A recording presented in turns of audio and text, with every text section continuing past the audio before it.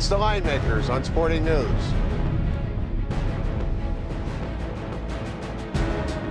The Syracuse Orangemen, what can you say about this team, Ricky? 16-1, but they got two monster games in front of them. Well, a tough spot when you lose your second leading scorer to academic issues in James Sutherland, 13.6 a game, and he's their leading three-point shooter, Rich. I mean, he's made 33 on the year. Brandon Trish is second on the team with only 22.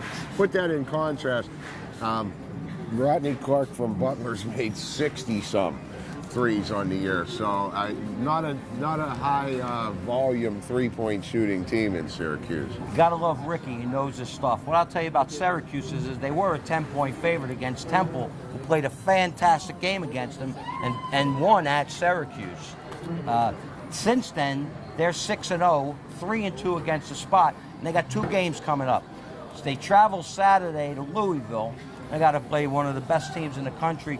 They'll be about a 5.5 point dog at Louisville, and you know Pitino will have his team ready for them. And Louisville very impressive against Connecticut the other night, and in a game that a lot of people thought they could have lost after becoming #1 in the country. But a real tough spot at Louisville and then home to Cincinnati on Monday night. I heard Louisville missed their flight that night, and that's why there was a lot of money against them. Then Syracuse got to turn around on Monday, and they host Cincinnati, and they're going to be about an 8-point favorite in that spot. Coming off the Louisville game, they might be out of some gas. Well, they might be out of gas, and one thing about him, Nick Cronin at Cincinnati, 22-12 against the spread in his last 34 road games. Wow. They can play on the road. They already have a couple of good wins on the road. They won at Marshall, they won at Pitt, they won at Rutgers. Couple of baffling losses at home. Well, not baffling. I mean, they were to New Mexico and Notre Dame, and they're both great. They're really good basketball teams. But Cincy doesn't lose many games at home, but they could play on the road. Well, Kilpatrick's a fantastic player. Casimir right at the point. He you know, one thing about Cincy is about 63% from the free throw line. They'll win a lot of games, and once it gets to 20 time, that could come back to haunt them.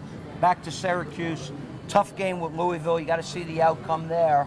Turn around, you may reverse it. If they beat Louisville, Cincy's a play.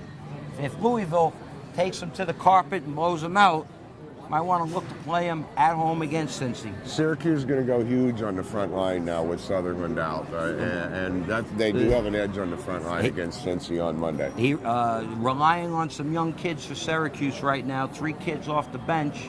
One of them is Harvey Grant's kid, the kid from the NBA a few years back. Syracuse Orange, a lot of problems. Fab Mello, Bernie Fine, and now Sutherland. And this point guard just keeps playing. They just keep winning. He keeps playing right through it. They keep winning. Boeheim is fantastic. Cincinnati, 2 games. Louisville, Syracuse and Louisville. Syracuse and Cincinnati. He's Ricky Herron, and I'm the hell out of here.